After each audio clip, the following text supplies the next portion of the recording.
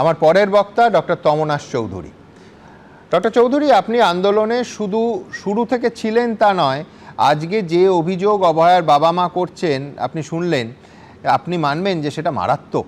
তারা বলছেন প্রথম থেকেই আপনাদের উদ্দেশ্য খারাপ ছিল এবং অভয়ার মৃত্যুটাকে যারা আন্দোলন করেছে তারা একটা রাজনৈতিক প্ল্যাটফর্ম হিসেবে ব্যবহার করেছেন। কি বলবেন? প্রথমেই এটা বলি, অভয়ার মা বাবা যা হারিয়েছেন তা অপূরণীয়। তাদের কষ্টের কোনো সীমা নেই এবং তাদের কষ্টের সমব্যথী এই রাজ্যের মানুষ, এই দেশের মানুষ এবং দেশ ছাড়িয়ে সারা পৃথিবীর সহানুভূতিশীল সব মানুষের যন্ত্রণা তারা বোধ করেছেন। ওনারা বায়োলজিক্যাল পেরেন্টস, কিন্তু আমরা যারা লড়াই আন্দোলনে ছিলাম আমরাও মনে করেছি যে অভয়া আমার বাড়ির মেয়ে, আরজিকর মেডিকেল কলেজের কর্মরতা চিকিৎসক আমার ছাত্রী, আমার মেয়ে, এ কথা আমরা সবাই ভেবেছি।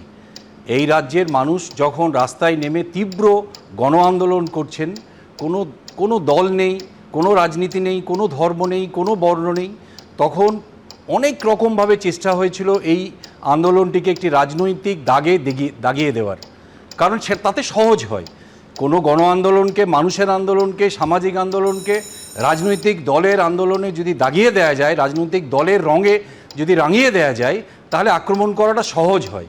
কিন্তু দেখা গেল আজকে হয়তো সেই আন্দোলনের, জানি না, অভয়ার মা যদি এই নির্বাচনে প্রতিদ্বন্দ্বিতা করেন হয়তো সেই বৃত্তটা সম্পূর্ণ হবে যেটা রাজনৈতিক দলরা চাইছিলেন। সামাজিক আন্দোলনকে রাজনৈতিক দলের হাতে আনার চেষ্টা একটা এখানে প্রশ্ন থাকবে, সেটা হচ্ছে তামান্নার মাকে যখন নির্বাচনে প্রার্থী করা হয় তখন তো এই একই যুক্তি প্রযোজ্য হয়। একই যুক্তি থাকে, যেখানে অভয়ার মা বা তামান্নার মা নিশ্চয়ই নির্বাচনে তো তারা লড়তেই পারেন, কিন্তু এখানে নির্বাচনের লড়ার তারা যে দলের হয়ে লড়বেন সেই দলের দায়িত্বটা থাকে এটা পরিষ্কারভাবে বলার যে এই যদি আমরা অভয়ার হত্যার কাণ্ড দেখি, কলকাতা পুলিশ প্রথম 4 দিন এবং তারপরে আমাদের সিবিআইয়ের হাতে তদন্ত হওয়ার গিয়েছিল। এই সিবিআই তার তদন্তে কোথাও তার গাফিলতিতে কলকাতা পুলিশের টালা থানার ওসিকে গ্রেপ্তার করেছিলেন, আরজিকর মেডিকেল কলেজের প্রিন্সিপালকে গ্রেপ্তার করেছিলেন, কিন্তু কোথাও চার্জশিট দিয়ে তাদের কোনো দোষ প্রমাণ করতে পারেননি। একজন সঞ্জয় রায় বাদ দিয়ে কারোর কোনো সেই সম্বন্ধে ধারণা কি বদলে যাচ্ছে? অভয়ার ন্যায় বিচারের আন্দোলনে এই সিবিআইয়ের ভূমিকা তো একটা বড় প্রশ্নচিহ্নের সামনে। আমরা যদি দেখি এই রাজ্যে আমাদের স্বাস্থ্যমন্ত্রী, কেন্দ্রীয় স্বাস্থ্যমন্ত্রী এসছেন, আমাদের স্বরাষ্ট্রমন্ত্রী এসছেন, প্রধানমন্ত্রী এসছেন, তাদের কাছে বারে বারে আবেদন করেছেন, তাদের সম্বন্ধে কি ধারণা বদলে গেল? আমরা যদি দেখি যে এই সময়ে যে যতগুলি আন্দোলনে আমরা কখনো বলবো না যে আমরা কিভাবে এই পরিবারের সাথে ছিলাম, আমরা কি করেছি, সে কথা আমরা বলবো না, কারণ আমাদের বিবেকের থেকে, আমাদের মানবিক চাহিদা থেকে সে কাজ করেছি, ভবিষ্যতেও আমরা করব।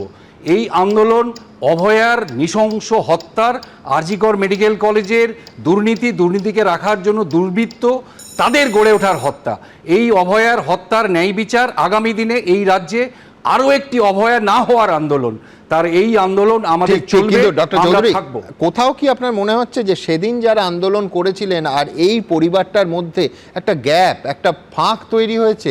নয়তো আপনি মানে রাজনীতিতে আসার কথা বলছেন, একটা রাজনৈতিক দল, আমি ধরে নিচ্ছি যে প্রথমে আমি তো দেখালামই তাদের রাজনীতি সম্পর্কে ধারণা অন্যরকম ছিল, কিন্তু ওই ফাঁকটা না হলে সত্যি সত্যি যদি তাদের পাশে যথেষ্ট লোক, যথেষ্ট সমর্থন, সেদিনের আন্দোলনকারীরা সবাই সেইভাবে থাকতেন, তাহলে কি আপনার কথাই রাজনৈতিক দল ঢোকার তারা মানে তা সম্ভব হতো?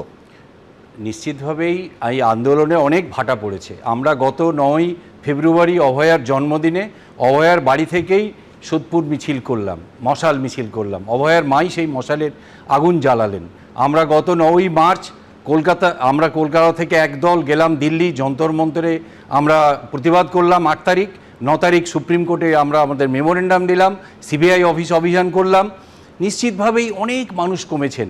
কোথাও তো একটা যোগাযোগের অভাব নিশ্চয়ই হয়েছে, যেখানে ওনারা মনে করছেন যে কোনো রাজনৈতিক দলের সাথে, বা যে কথাটা বলেছেন যে ক্ষমতা পেলে হয়তো ন্যায় বিচার পাবেন, ন্যায় বিচার পাবার সম্পূর্ণ অধিকার তাদের আছে, কিন্তু ক্ষমতা ছাড়া ন্যায় বিচার পাবে না এটা তো হতে পারে না। একদম, আমাদের লড়াই, এটা অত্যন্ত গুরুত্বপূর্ণ পয়েন্ট, আপনাকে ধন্যবাদ। এবিপি আনন্দ, এগিয়ে থাকে, এগিয়ে রাখে।